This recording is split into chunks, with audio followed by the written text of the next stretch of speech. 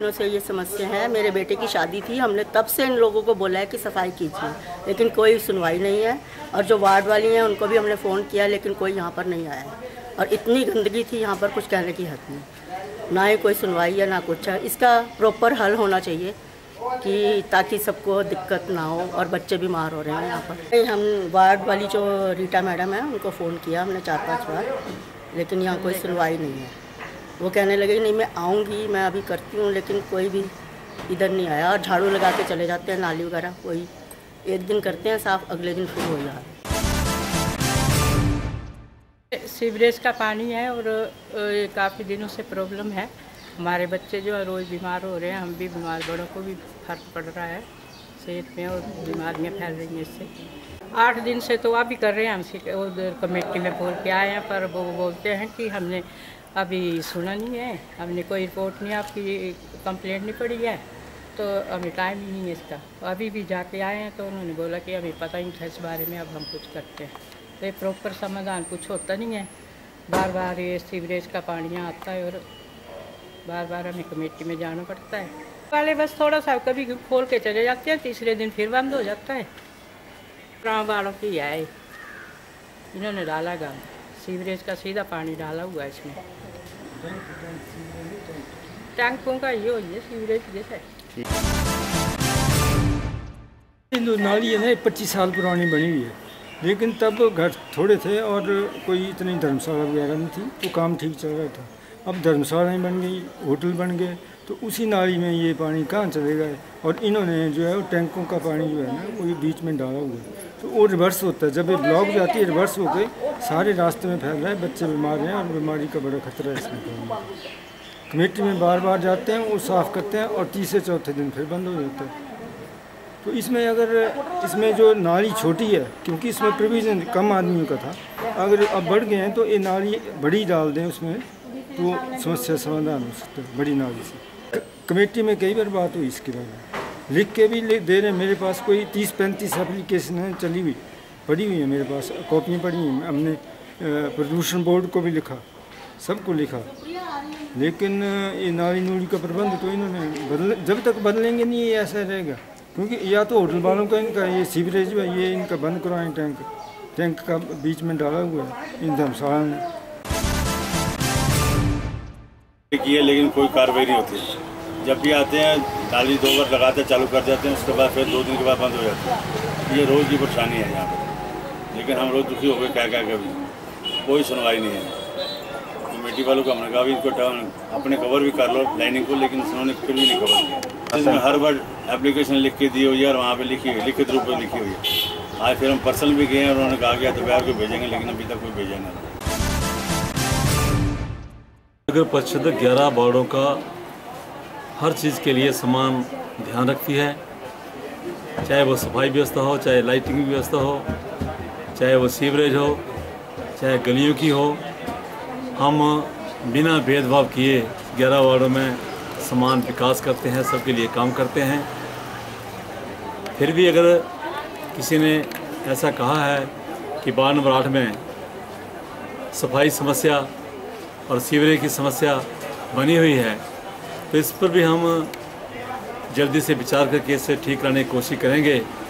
लेकिन उसमें बताना चाहता हूँ कि जो सीवरेज की समस्या है, सीवरेज की अभी भी अगर कोई लीकेज है, अगर पाइप डालनी है, कनेक्शन होना है या कहीं पर कोई फॉल्ट मिलता है, तो इस समस्या को हल जो है वो IPH करता है। तो इसमें नगर परिषद जो है वो सिर्फ थोड़ा बहुत अगर किसी ने कोई कह दिया तो हम जितना कर सकते हैं अपने से ऊपर भेजकर या अपने मजदूर भेजकर लेबर के, तो उसको हम थोड़ा ठीक कर देते हैं। लेकिन पूर्णतः ठीक करने वाली एजेंसी जो है वो IPH है, उनका ये ठीक करना बनता है।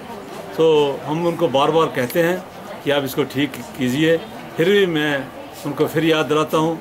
और लोगों को भी चाहिए कि कभी चाहे हमसे ना भी कहें या कह भी दें, लेकिन IPH वालों को जरूर उनसे इसकी शिकायत जो है वो करें। बाकी जो सफाई व्यवस्था है, इसके लिए हमने वार्ड नंबर 8 में 4 स्वीपर परमानेंट लगाए हुए हैं। जो वार्ड नंबर 8 ही देखते हैं, तो वहाँ से हमें कोई शिकायत आज तक मिली नहीं है। फिर भी कोई ऐसी बात होगी तो हम उन स्वीपर्स को बोलेंगे कि सफाई व्यवस्था पर ध्यान दो, और जो भी आदमी शिकायत करता है उससे वो मिल ले और वहाँ पर वो बताएं क्या बात है, तो उसको भी हम जो वो ठीक कर देंगे। है कि बड़ा बाढ़ होने के कारण जो स्वीपर 4 हमने रखे हैं, हो सकता है किसी आदमी को ऐसा लगता हो कि हफ्ते में एक बार ही आता है, या आता ही नहीं है, या 2 ही आते हैं, 3 ही आते हैं, उनकी पूरी गिनती वो नहीं करते हैं।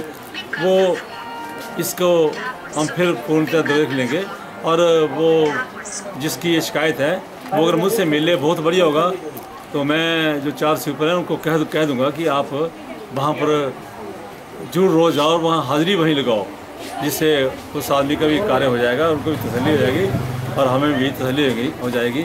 इस पर हम पूरी जो है वो गौर जो है वो रखेंगे और कोशिश करेंगे कि चारों के चारों स्वीपर जो है वार्ड की जो सफाई व्यवस्था को बिल्कुल ठीक ठाक सुधार करें और ठीक रखें। साल को लीकी केस हुए थे और इसमें 161 हेक्टर क्षेत्र में आग लगी थी। 1,83,500 रुपये की हानि हुई थी। साल मैंने हमारे पास 70 बीटे हैं और 70 ही हमने फायर बच्चे रखे हैं।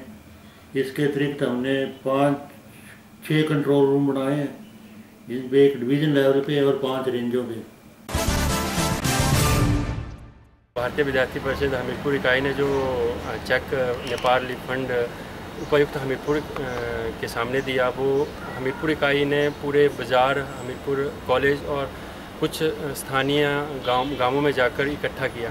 इस फंड से देने का जो नेपाल में हुई जान माल हानि जो हुई है, उस जान माल के लिए जो नेपाल में उत्थान के लिए जो योगदान था वो विद्यार्थी परिषद का हमेशा रहा।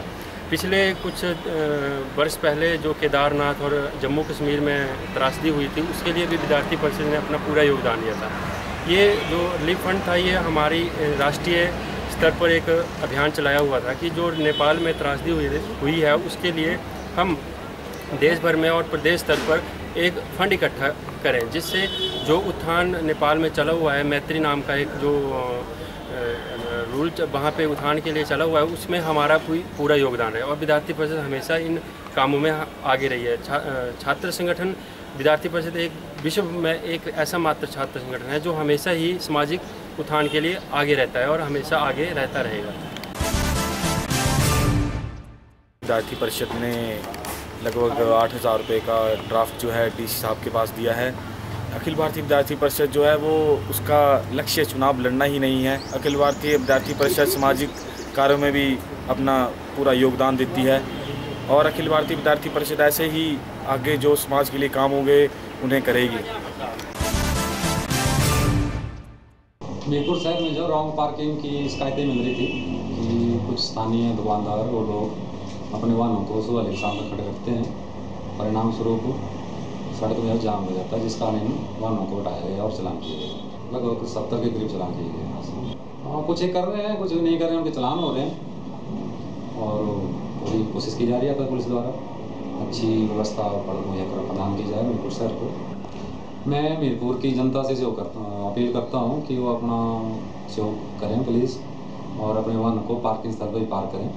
हाँ, किसी ने सामान लेना 2 मिनट के लिए तो उसी दुकान के सामने खड़ा करें ताकि हम उनको पूछा जा सके कि व्हीकल आपका या किसी और का है। कई देखने में ऐसा है कि जो वाहन चालक हैं या मालिक हैं, वाहन को कहीं दूसरी जगह खड़े कर देते हैं और सामान जो है कहीं बहुत आगे पीछे लेते हैं और परिणाम से उनका चलान हो जाता है।